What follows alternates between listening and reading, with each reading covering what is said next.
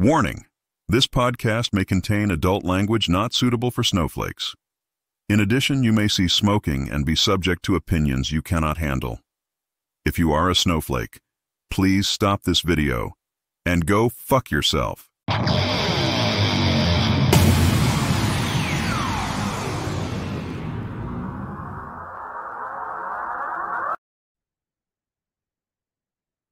All right, welcome everybody. 3R, Rob, all that bullshit. Coming back in here as I promised to get to more stuff. I will deliver. I got a comment from Louis. I always hate trying to pronounce names. Louis Borsilio 8608, and check out his channel. Some good stuff on there. In reference to the last video I did, I'm drawing a blank on what the damn topic was, but bands that the singers being the MVP.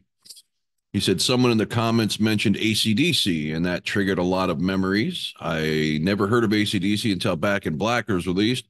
Being a Kiss fan back then and still am, I was accustomed to Paul Stanley's back then smooth, full vocals. I wasn't ready to deal with Brian Johnson's harsh, gravelly voice, but I did eventually give them a chance. I really thought You Shook Me All Night Long was the only good song they had.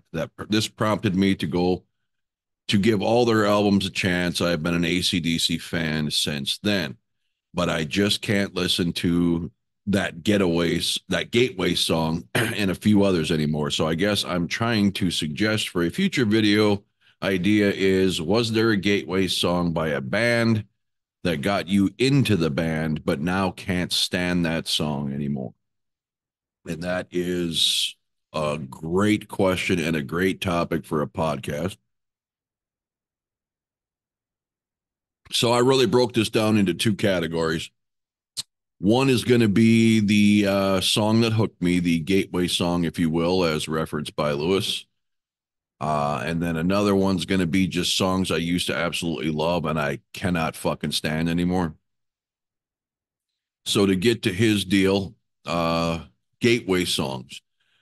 The first song I heard as a child to my memory from Twisted Sister was We're Not Gonna Take It. I loved it. I loved the video. I thought it was hilarious. Their look was over the top.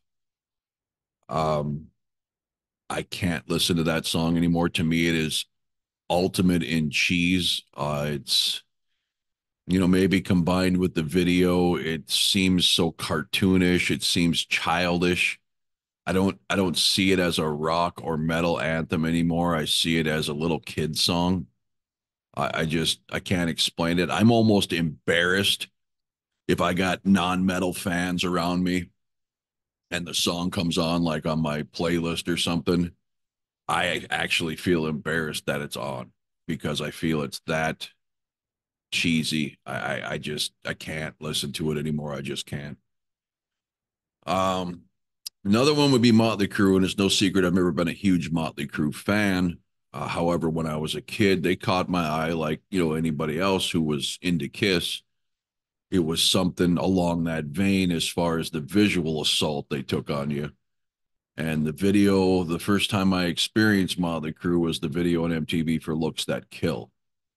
And more than the song, I think the video caught me and how they were basically, well, looking at it as an adult now, ripping off everything Six Ways of Sunday from Kiss, from Fire and Blood and the makeup and everything. But back then it was cool. So the song, obviously is, a young teenager, something catches your eye or ear and, you're all in. So I played it and played it and played it. And then, of course, as I progressed in age and interests, Motley Crue did nothing for me anymore. But now as an adult, I can still listen to that first album, but I cannot listen to that song. I absolutely think it's a terrible song. She's got looks kill. I mean, it's just absolutely terrible. Another one for me would be Burning Bridges from Slaughter. Now, I knew Slaughter from Up All Night, of course, like everybody else. I was in my formidable teen years, high school, late high school, when Up All Night came out, and I didn't really have an opinion either way. Uh, didn't really give it much thought, but somehow I stumbled upon a cassette single that on one side had Fly to the Angels, and on the other side it had a medley of Eye to Eye, Burning Bridges, and Mad About You. And I still to this day love Eye to Eye. I think it's one of the coolest intros I've ever seen. When I saw them on their first tour opening for Kiss on Hot in the Shade, it's just a cool song to come out to. The lights flashing and stuff to the camera flicking sounds, and um, but Burning Bridges really caught me on that medley, and all the songs I thought were pretty decent. Now, I mean, as it's interesting he brought this up because as early as or recent as a couple weeks ago, it was on uh, Hair Nation on XM radio. And again, it was cringeworthy in the middle with his talking, right? Oh, you want to play another song, huh? Well, not here, pal. It's just, first of all, I hate that when they do that talk shit. I don't care who it is. Sing the fucking song. That's one of the main reasons I hate so many Pink Floyd songs because there's some British douchebag screaming in the background about fucking cookies and biscuits or whatever the fuck it is. I don't remember. Pudding. I don't know. It's just stupid to me when bands do the talking thing. But this one in particular, it just goes on and you're just like, shut the fuck up. Just get back to the song. So that's another one. I cannot listen to Burning Bridges anymore. Um, this one could have went in the other category of songs I just used to love, but I hate. But this was a gateway song for me. And that's I'll Never Let You Go, Angel Eyes from Steelheart. Now, don't get me wrong, it's still an incredible showcase of what that man's voice can do. It's still a beautiful song. This one might fall into the I've heard it so many goddamn times I can't listen to it anymore type thing that it almost makes you hate it when it comes on. Um, but again, it was a gateway song for me. It was the first song I heard from them, so had to put it on this list. Another one, To Hell with the Devil from Striper. A phenomenal album. To this day, probably their best album, with a close second being In God We Trust. Um, that song was the first experience I had with Striper. The whole Christian metal thing back as a teenager was unheard of. Everything was satanic, right? But the imagery was so cool. The black and yellow and the unbelievable power vocals. You couldn't help but throw your fist in the air and say, hey, yeah, fuck the devil, right? I can't listen to it anymore. When you compare it to Free and Rockin' the World and Calling on You, the album is so much better than the song To Hell with the Devil. It almost just seems like it should have been on an earlier album compared to the rest of that album, but not saying it's a bad song. I just can't listen to it anymore. Another one, Walking Shoes from Tora Tora. Not a band that a lot of people know or care about, I'm sure, but nonetheless, I dug it. And their second album came out with Wild America and I forget names of songs, but it was so much better than the first album. And it made Walking Shoes look like almost amateur hour to the point where even back then, once that second album came out, I couldn't listen to Walking Shoes anymore. So that's another one. Boys Are Gonna Rock from Vinnie Vincent's Invasion. Now, say what you will about Vinnie, and I'm right there with you. Horribly, chaotic guitar solos that don't fit, that just seem like obnoxious noise. However, the album is very good if you take the solos out of the songs. A lot of good songwriting. I love Fleshman's vocals on that first album, especially. And Boys Are Gonna Rock came out, and I was still a Vinny fan, right? I mean, fresh out of Kiss, and here's yet another Kiss type band coming out. It's Vinnie Vincent. The look was outrageous. It was around the time I discovered Nitro, right? So it was right along that line, screaming guitars and big hair and explosions in the video and everything.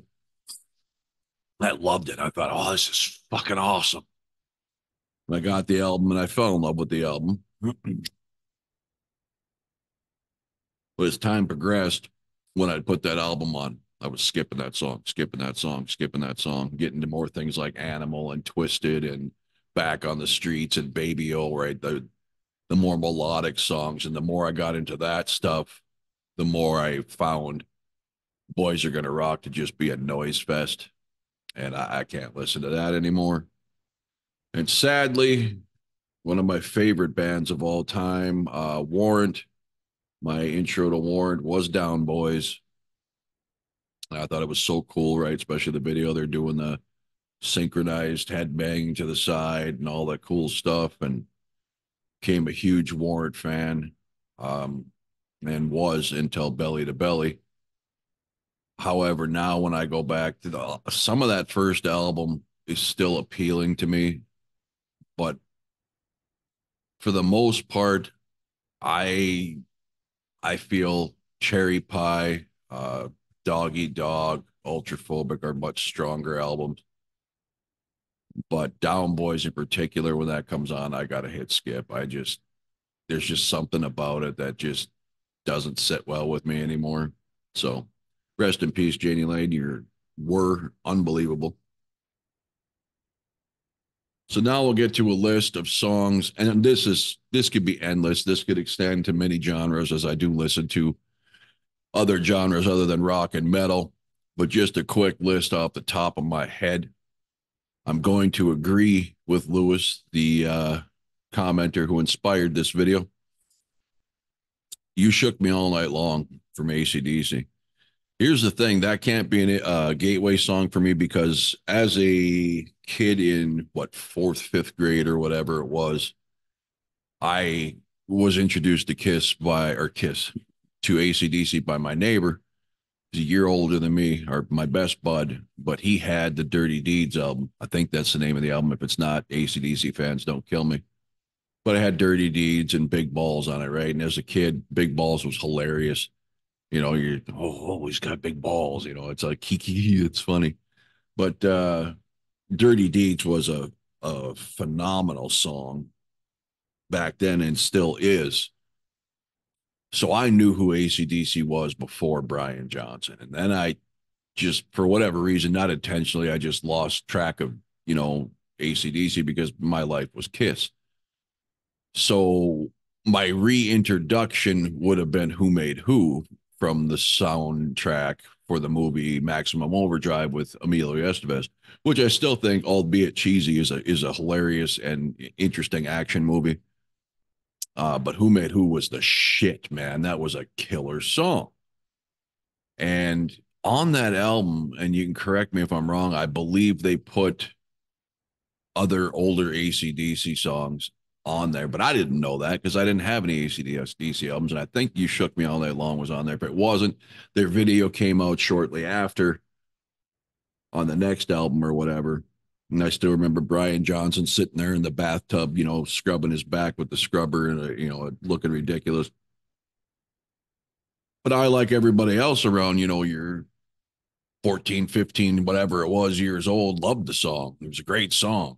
I can't fucking stand that song now. I mean, this one is not a question of overplay. I just can't stand it. I hate everything about the song. And that goes right along with the next one from Whitesnake, Here I Go Again. I couldn't use that as a gateway because my gateway was Still of the Night, which was awesome, still is awesome. But of course, they started using Tawny Katane, and the magic that is the gorgeous, sexy lady in all white, right? So you're watching for her, and then you're kind of nodding along, and the song grows on you, right? But a few years ago, I was doing Lyft part time, and I'll never forget the song was come up on XM, and some people in the car like, "Oh yeah, yeah, crank that up," and it was at that point I realized I hate that fucking song. I don't know why. I just cannot fucking stand that song. And then especially on Hair Nation in the last few years, there's two versions. I never knew that. And I thought they redid Here I Go Again was like fucking keyboards and they kind of changed the way the verses were sung. And then someone told me, no, that was the original version and they re released it with the harder edge, whichever way it is. I can't stand either version. Um, so, yeah, it is what it is. Another one, and this is like nails on a chalkboard for me, is Wanted Dead or Alive from Bon Jovi. And I loved it when I was younger, right? The 12 string as a inspiring guitarist, just learning that there was such a cool sound and the back and forth, the drop in backup vocals from Richie Sambora. Loved what the song kind of signified, though it was, kind of around the time of Young Guns and all that stuff. So loved it. I hate this fucking song now. And this is not just now, this has been for the last couple decades. I cannot stand it. Yeah, overplay, but there's something about it that just grates on my fucking nerves. The next one may be a victim of overplay versus the oversimplicity of the song structure now bugs me. That's Pour Some Sugar on Me from Def Leppard. And my brother, a huge Def Leppard fan, he fucking hates this song because of overplay. So that might be part of it for me. But when it comes on now, I'm like, why did I really like this song? I mean, other than the fact that it's got such an easy, obvious drum beat to hook you, I think it's a poor song. I really do. Not, no pun intended. Another one some people may not know is from Danger Danger's first album, and that is Naughty Naughty. And of course, as a young teenager, the sexual innuendos, the video, everything hooked you right in. It was a singable song. I I absolutely actually I can't even stand Danger Danger's entire first album now. I absolutely love Screw It, I believe is the name of their second album. So musically more accomplished. The songwriting is so much better. But Naughty Naughty in particular, when I hear that, I turn the fucking station or whatever it's on. Another one, and this might grate on my nerves more than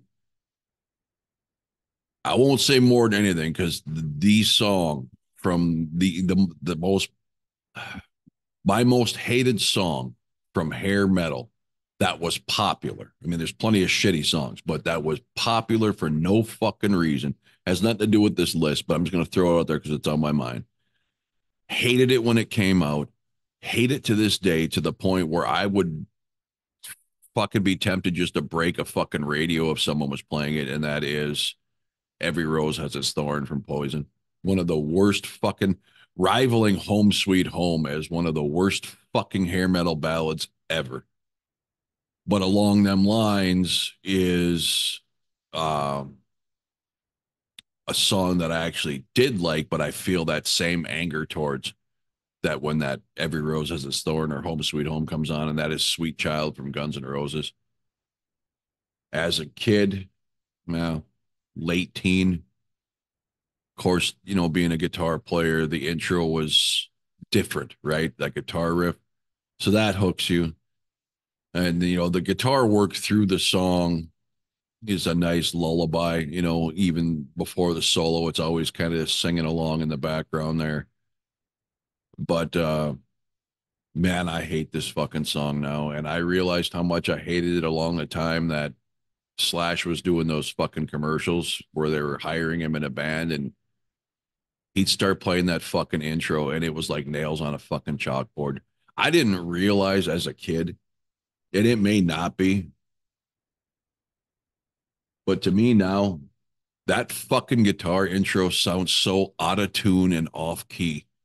It reminds me of like, yeah, a kid taking piano lessons, for the first couple of weeks, and bling, bling, bling, constantly hitting wrong notes. That intro is fucking terrible. As iconic as it is, my ears are like, what the fuck is that? Complete 180, right, from when I was a teenager. Cannot stand it. Another one, and this could have been a gateway had it not been for the actual first song, which is still, I believe, Poison's greatest song, and being Cry Tough. That was my intro to Poison, but of course, my popularity or their popularity and my fandom really kicked in with Talk Dirty to Me. One of the first guitar riffs I learned to play. Um, Poison was the shit. Talk Dirty to Me was the biggest song in the fucking world, it seemed. Hate this fucking song. And I've hated this song for over 20 years now. But as a teenager, young and dumb, something new, cool little guitar intro that was easy to play for, a startup guitar player like myself at the time. Absolutely hate the fucking song. Stupid song. Another one is Monkey Business from Skid Row. Now, I've not made it a secret. I'm not a huge Skid Row fan. I love the first album, but other than that, not really. But in checking out that second album when it came out, Monkey Business, the video came out, and I was such a big Skid Row fan at the time that I wanted to like it so badly. It was kind of like Tesla's second album for me, right? When Heaven's Trail came out, the first video off that second album, you're like, oh, it's Tesla, it's Tesla. And then the next one comes out, and then you're like, God, what the fuck? And that's kind of the way it was for this Skid Row album. It's like every fucking song I would hear got worse and worse. But you love this song because of that epic scream in the intro, right? And then we became close buddies with a band, a traveling band that would play clubs, around the Midwest. And their singer just knocked it out of the fucking park. So, you just get caught up in it and you think you love a song, right? And then you find out it was really only circumstance because it's been decades. I can't listen to that song. I'm not going to say it's a bad song. It's just fucking noise to me. Really, it is. Whatever it is, what it is. Another song that would not be, but would qualify from the same album, a gateway song, had it not been for a song that I heard first, video I watched first, that I loved and still loved, called Wait from White Lion. But on that album, they put out When the Children Cry. And of course, ballads were all the fucking rage for hair metal bands, and the solo was so different. It just sang to you, right? So I just fell in love with the song. I haven't liked that song since I turned 21, 20, somewhere around there. Hate that fucking song now. And the other one is surely a victim of the poster child song for overplay. Maybe only second to like We Will Rock You is Rock and Roll Night from Kiss. I fucking can't remember the last time I have listened to that song other than when I'm at a Kiss show. And then it works, right? Then it don't bother you because you got the confetti, you got the fucking explosions, it's the end of the show, you're having a good fucking time. So it's really just a soundtrack to the end of your evening. But the song itself, I cannot fucking listen to. I really wasn't even a fan of it on, as a real young kid when I went back and found it on their early album. And I really pisses me off that throughout, I think maybe the reason I hate it so bad, number one, is being in North Dakota, we don't have cool radio stations, right? And if you're lucky enough to hear a Kiss song, it's Beth or Rock and Roll All Night. And it never fucking fails. Even MTV, if they're going to play rock and roll, it was always fucking from Alive. And I don't give a shit how much you like that fucking album.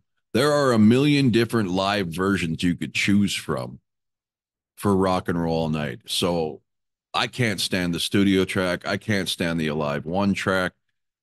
Overplay, yes, but the song really, as epic as it is, and probably arguably top five greatest anthems in rock history, if not number one.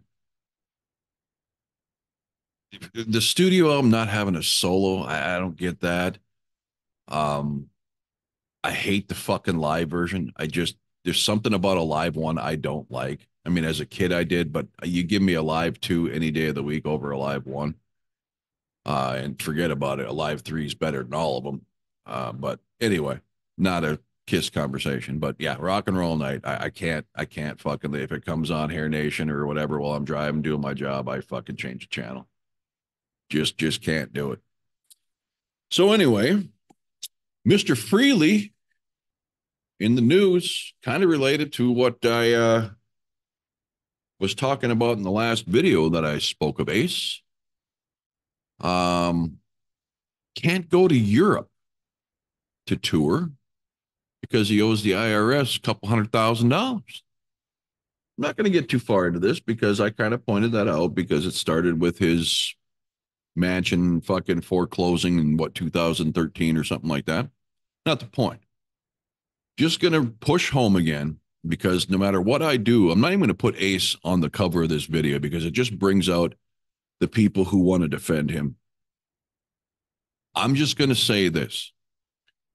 For someone who has very recent quotes talking about Kiss winding down, his career's taken off, back to the breadline for Tommy, greatest record he ever fucking wrote. Kiss doesn't pay attention. Look how many albums I put out. I've been touring all this. Why have you not been able to pay back the IRS? Just a simple fucking, if you're so successful, if your career is fucking some juggernaut that only you see, and every album you put out is like fucking gold, where's your money going? You can't pay the fucking IRS so you can get a fucking renewed passport? Really? You think that might have been part of the factor with Kiss's End of the Road? They weren't going to tour Europe or overseas because of your fucking passport IRS issue? Where's your money, Mr. Success? And I'll leave it at that. Okay, people, until next time. Thanks for watching.